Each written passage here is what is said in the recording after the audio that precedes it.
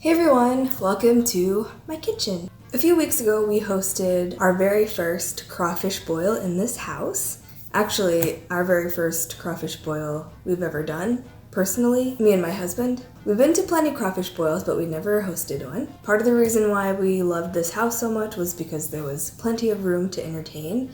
So of course, at the first opportunity, we decided to do a boil. Since we've never done one and we were being a little overzealous, we ended up buying way too much crawfish. We didn't really know how much to get, but now we know because we got way too much. But the upside to that is that we have leftover crawfish tails for days. I thought it'd be kind of fun to show you guys 3 recipes that you can make using the leftover crawfish tails. If you live somewhere where you do boils, then you know that it's the season now, so you're gonna have a lot of leftover crawfish. So here are 3 recipes that you could do to use the leftover tails. So let's get started. So after the boil and after our guests took home some leftovers of their own, we had almost exactly 4 pounds of crawfish tails left. So first, the easiest, the Alfredo. At least the way I'm making it is pretty easy. You'll need a pound of shelled crawfish tails, about 1 or 2 cloves of garlic. I'm using some of the garlic from the boil, which, since it was boiled, is more mild in flavor, so I used more cloves than you would want to use if you were using fresh. Also, I love garlic, so I always just add more anyway. A tablespoon of butter, a splash of olive oil, and a 24-ounce jar of Alfredo sauce. If you wanted, you could make the sauce from scratch, but I wanted this to be super quick and easy, so jar it is. A pound of fettuccine pasta, and about 1 tablespoon of chopped parsley. First, throw a big pot of water on the stove to start boiling. Before chopping the parsley, I saved a few of the leaves for plating purposes later. Chop up the garlic. I told you I was going to add a lot. Over medium heat, melt the butter. I also like to add a splash of olive oil here. I read somewhere that this helps keep the butter from burning or something. I don't know. I just do that out of habit now, most of the time. Add the garlic and saute until fragrant, about 1 minute. Add the tails and then add the whole jar of Alfredo. Mix everything together. Turn the heat down to low and add salt and pepper to taste. Oh yeah, and add the chopped parsley as well. The tails and everything are already cooked, so you're just looking to heat everything up, basically. By now, the water should be boiling. Salt it liberally and then add your pasta. Stir it around to make sure it's all submerged and not sticking together, and then let it boil as long as the instructions say. Strain the pasta. Try not to lose any noodles like me. And then you're ready to plate. Lay down some pasta and spoon the Alfredo over. Top with a parsley leaf, and dinner is served. And on to the next. This one is one of my favorites, crawfish étouffée. You'll need a pound of peeled crawfish tails, the Cajun Holy Trinity, which is onion, bell pepper, and celery. I'm using 1 onion, 1 green bell pepper, and 2 stalks of celery. 1 clove of garlic. Again, I'm using the boiled garlic, so I'll be using more than you would with fresh garlic. 3/4 of a cup of butter, 1/4 of a cup of flour, 2 tablespoons of tomato sauce, 1 to 2 cups of chicken stock, 1 to 2 tablespoons of Cajun seasoning to taste, salt and pepper to taste, and chopped green onion. Oh, and rice. Preferably long grain. I do jasmine rice. That's really the only kind of rice that I keep in my house. Cook the rice however you see fit. I have a rice cooker, so I just cooked it that way.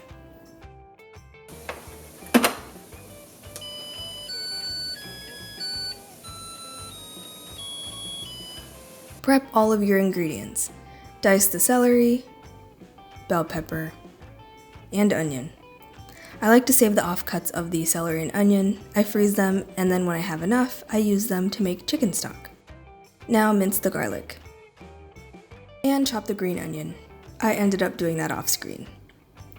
Melt the butter over medium heat, and then add the Trinity, and let it cook until the onions start to get translucent. Add the garlic and turn the heat down to low and cook for about 15 to 20 minutes, stirring occasionally. Add the flour and stir it in, and let it cook for about a minute. Stir in the tomato sauce, and then gradually pour in 1 cup of the chicken stock, stirring as you go. Add more chicken stock as needed to make it as thick as you want. I ended up putting almost the whole 2 cups in the end. Add salt, pepper, and Cajun seasoning to taste. I actually didn't add any Cajun seasoning in this time because I was going to be feeding my mother-in-law, who's never had crawfish before and isn't the best with spicy food. I was a little concerned because since the crawfish tails were from a crawfish boil, they already had a little bit of the spiciness kind of soaked into them, I guess. So I was thinking that would be enough for her.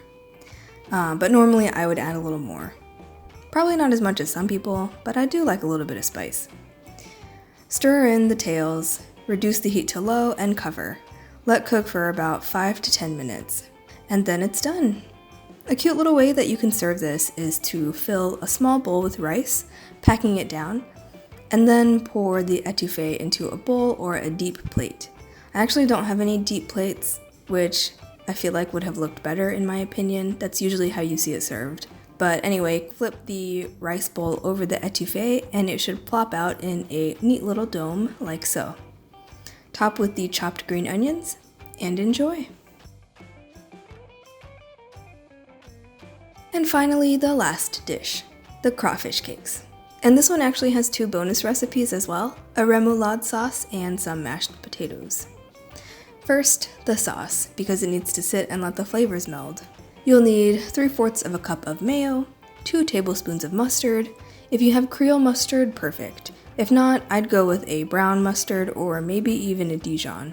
1.5 teaspoons of paprika, 1 teaspoon of Cajun seasoning, 1 teaspoon of prepared horseradish, half a teaspoon of relish, half a teaspoon of hot sauce, and 1 clove of garlic, minced or microzested.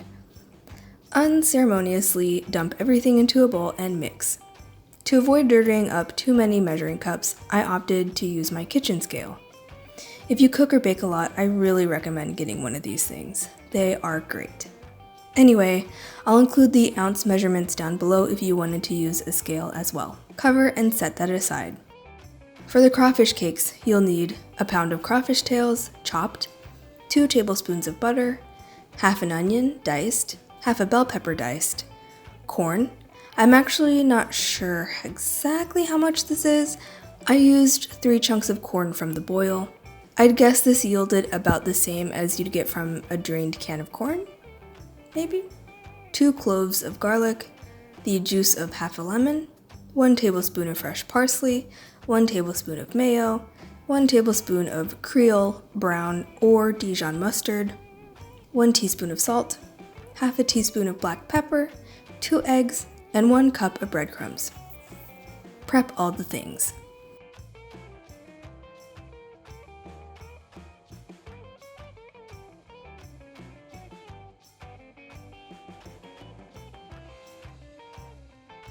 Melt the butter over medium heat. Add the onion and cook until it starts to become translucent.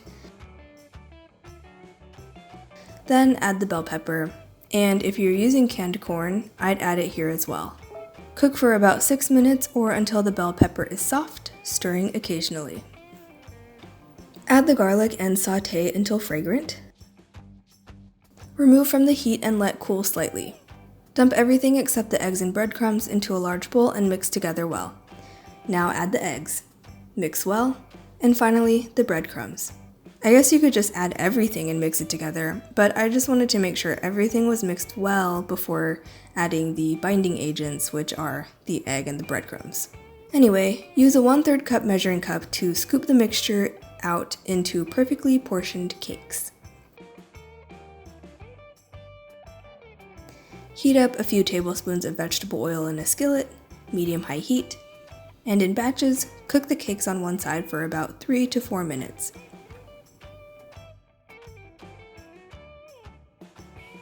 Flip over and gently squish down to flatten slightly. Cook this side for another 3 minutes. And then place them on a wire rack. You can keep these in a warm oven until you're ready to serve.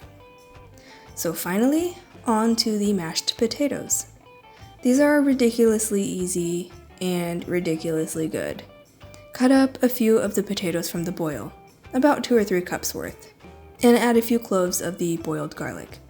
Since all of this stuff is already cooked, and the potatoes are basically already ready to mash, you just need to heat it up. So throw it in the microwave for about a minute or 2, or until the potatoes are hot again. Mash the potatoes, and then add a few tablespoons of butter, mash that in, add 1 or 2 dollops of sour cream, mix that in, and I like the consistency that the potatoes were at this point. But if you wanted them a bit looser, you can add a splash of milk or cream. Season with salt and pepper, and then serve it up. Ideally, I would have had some kind of green vegetable on the side, like broccoli or something, but sadly I didn't have any like I thought that I did, and I didn't feel like going to the store, so oops, this is all I have for this meal. But there you go. 3 meals that you can make with leftover crawfish tails. Do you guys have any other recipes for leftover crawfish boil ingredients? I think that I'm going to try to make a jambalaya with the last pound of crawfish and some of the sausage that we have from the boil. I hope you guys enjoyed today's video, and if you've never had crawfish, I hope maybe this has encouraged you to try it, maybe? If you did like this video, please leave a like, and if you want to see more, then feel free to subscribe. I can't wait to do more cooking videos in this kitchen. It's like made for filming in. I have this giant island in front of me. You guys have seen in the video. My last kitchen wasn't really made for filming stuff, but this kitchen, anyway, if you liked this video and you want to see more, then feel free to subscribe. Thank you to my patrons for helping me produce this video. If you are interested in becoming a patron or learning about what Patreon is, I'll leave a link to mine right up here and you can go check it out. You can also follow me on Twitter, Tumblr, Instagram, Pinterest, Snapchat, and Twitch, and I'll leave the information to all of those down below. If you have any questions or suggestions for future videos, please leave a comment down below, and I'll see you next week.